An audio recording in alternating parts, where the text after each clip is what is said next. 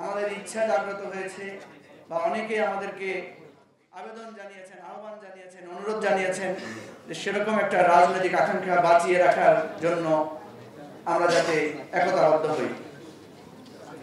একটি কঠিন সংগ্রামের মধ্য দিয়ে আকস্মিকভাবে এত বড় একটি সংগ্রামের পর রাষ্ট্রটাকে আমরা যেভাবে চেয়েছিলাম, আপনারা জানেন নানা কারণে আমাদের চিন্তা আশা এগুলো ভঙ্গ হয়েছে।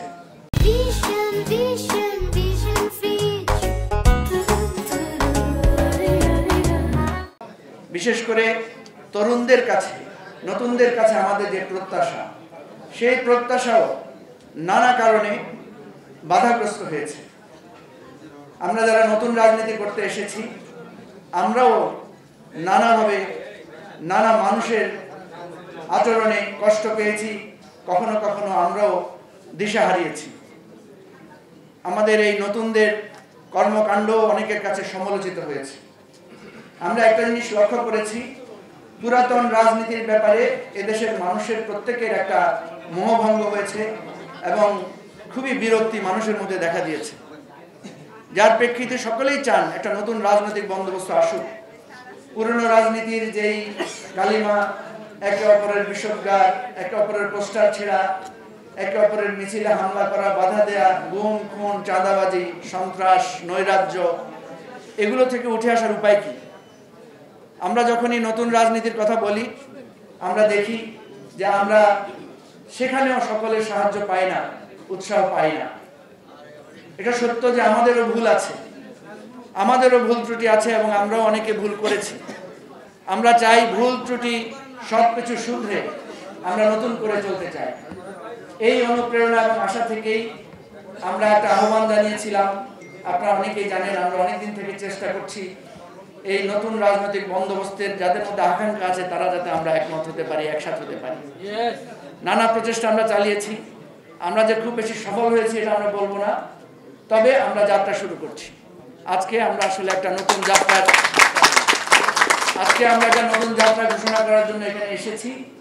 এটা এমন না যে আমরা সব কিছু গুছিয়ে আজকে আপনাদের সামনে উপস্থিত হয়েছি, বরং বলতে পারেন যে আমরা অনেক চেষ্টার পর একটা উদ্যোগের সাহসের জায়গায় দাঁড়িয়ে আজকে আপনাদের সামনে আমরা ঘোষণা করছি যে আমরা একটা জুলাই অভ্যুত্থানের অঙ্গীকার, প্রত্যাশা এবং জুলাই অভ্যুত্থানের ভিত্তিতে বাংলাদেশকে একটা নতুন রাজনৈতিক দিশা দেওয়ার জন্য আমরা প্রাথমিকভাবে 3টা দল আজকে এখানে হাতে হাত মিলিয়ে আপনাদের সামনে এসে দাঁড়িয়েছি।